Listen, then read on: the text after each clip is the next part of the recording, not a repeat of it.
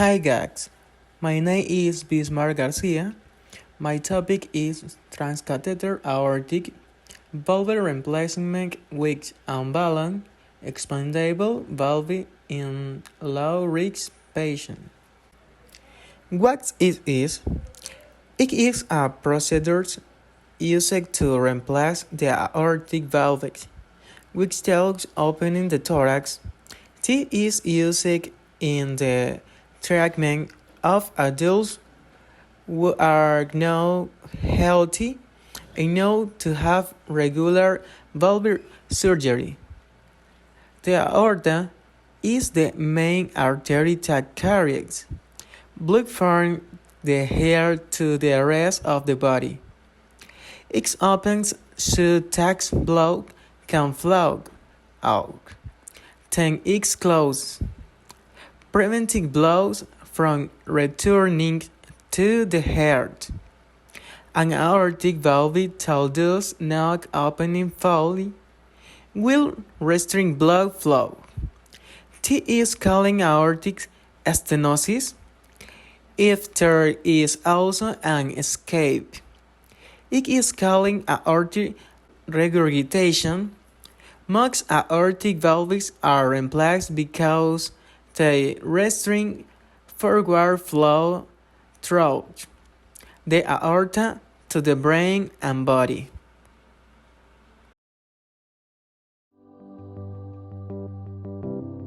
TAVR, or transcatheter aortic valve replacement, is an incredible leap forward for patients who have aortic stenosis as another treatment option for them. So the typical patient that is referred to us for TAVR will be an elderly patient, over the age of 70, let's say. Certainly we see patients with aortic stenosis who are younger than that, who have different reasons for having a blocked aortic valve. The aortic valve is the valve that leads away from the left ventricle, which is the body's main pumping chamber. It is the chamber of the heart that allows blood to be delivered to the body for all the needs that the body has. So usually over time in the elderly, in patients that have aortic stenosis, the valve calcifies, calcium builds up, and the valve is no longer able to open.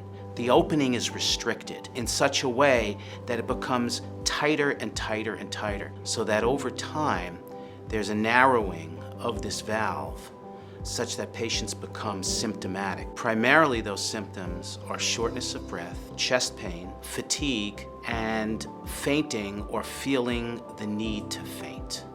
Once we made a diagnosis, there is aortic valve stenosis or narrowing. The best treatment for that patient essentially is replacing the valve. There's no other real option. After 2011, TAVR, or transcatheter heart valve, was approved, which actually allows us to deliver a new heart valve through a catheter through a minimally invasive incision.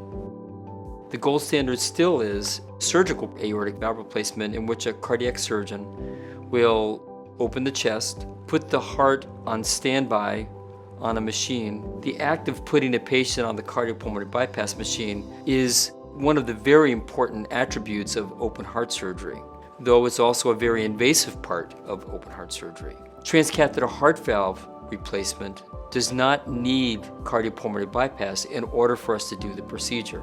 This is a less invasive procedure in which we deliver a new heart valve while the patient is prepared for transcatheter heart valve. They'll arrive the day of their procedure to our preoperative area. The procedure generally lasts for about 2 hours, and during that time we take care of every important step that includes the valve deployment and any other medical issue that needs to be dealt with during that operation. At the completion of the procedure at 2 hours, the patient is then transferred back either to the post-anesthesia care unit for recovery for about 4 hours, and then from the post-anesthesia care unit will then go to our specialized cardiac floor where they'll recover further. Recovery for most of our patients is about 2 days after the operation, and most are discharged to home.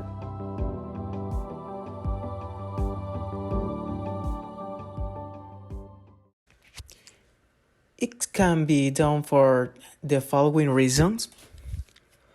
You have severe heart symptoms, such as chest pain angina, respiratory distress, loss of consciousness, syncope, or heart failure. Tissue tax changes in your aortic valve are beginning to seriously damage the proper functioning of your heart.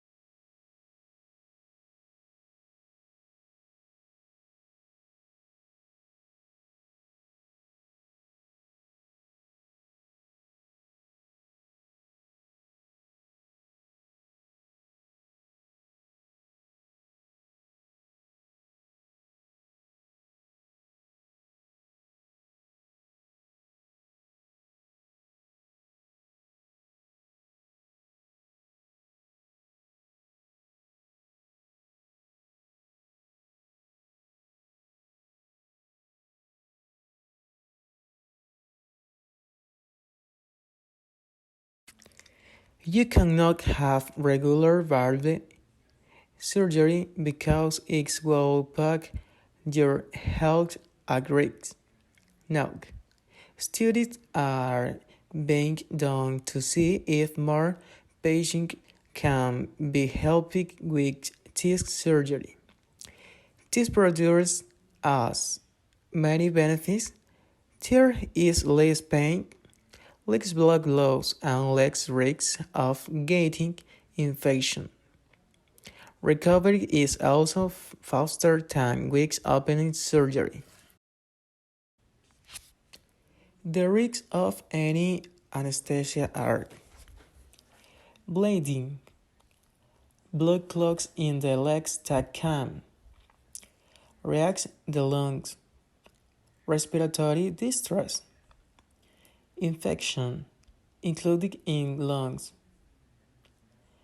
kidneys, bladder, cheeks or heart valves, adverse reaction to the medication. Other risks are blood vessel damage. You might need open heart surgery to correct complication tag. ARC during the procedures. Heart attack or stroke. Infection in the new valve. Renal insufficiency. Abnormal heart rings. Blending. Slow initiation healing. Dig. Before the procedures, always tell your doctor or nurse what medication you are taking. Include over-the-counter medication, supplements, and herbs. You should visit the dentist to verify that you do not have any infection in your mouth. If left untreated, the infection can spread to your heart to your new heart valve. For 2 weeks before surgery, you will be asked to stop taking medication that hinder blood clotting. This can increase bleeding during surgery. Some of these are acetic, aspirin, ibuprofen, Advil, Martin, and next person Olive naproxen. If you are taking warfarin, Kilmadi, or clopidogrel placing, check with your surgeon before stopping or changing the way you take the medication. After the procedure, expect to stay in the hospital for 1 to 4 days. Your health care providers will teach you how to take care of yourself when you are at home. You will learn how to be busy and take care of your surgical wound. They will also provide you with a diet plan and exercise routine. Be sure to take all your medication as diuretic. You may have to take blood thinners for the rest of your life. Your doctor will make a follow-up appointment to verify that your new valve is working well. If you have a severe problem with the aortic valve in your heart and you can't have open heart surgery, your doctor may recommend a transcatheter aortic valve implantation.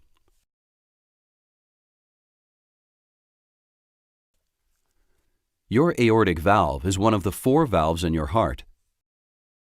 It lies between your left ventricle, or lower left chamber, and the large blood vessel supplying oxygen-rich blood to your body, called the aorta.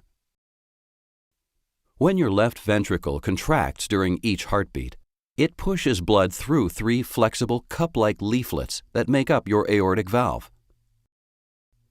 When your left ventricle relaxes, your aortic valve closes to prevent blood from flowing back into your left ventricle.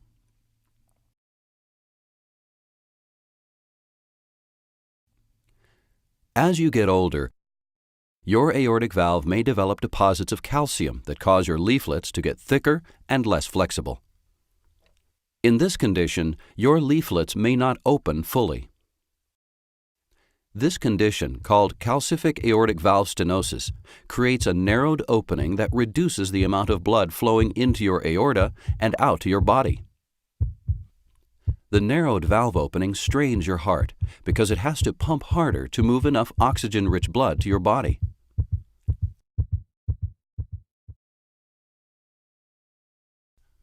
At the beginning of your procedure, your doctor will make a small incision in your groin.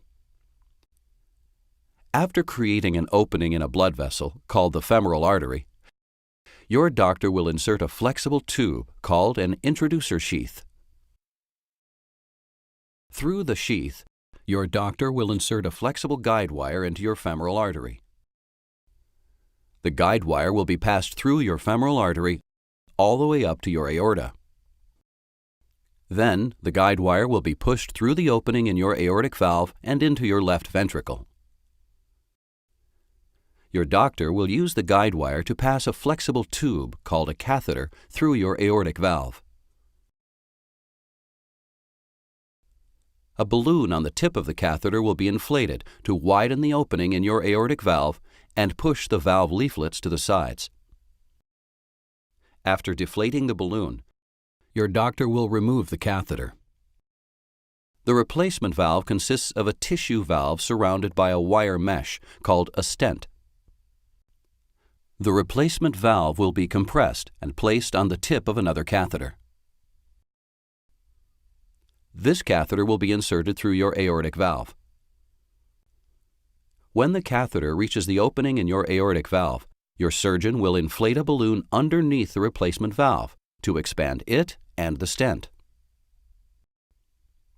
After placement of the new aortic valve, your surgeon will deflate the balloon. The stent will support and secure the replacement valve in place. The catheter and guide wire will be removed.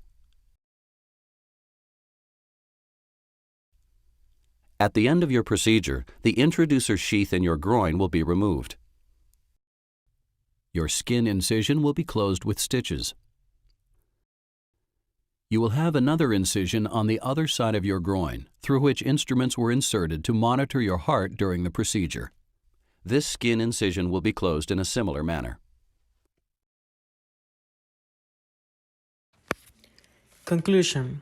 Aortic valve replacement through a catheter can improve the life of people with aortic valve stenosis who can now undergo surgery, or for one surgery is too risky. These procedures can reduce the risk of death in these people. Aortic valve replacement through a catheter can also prevent the signs and symptoms of aortic valve stenosis and improve overall health.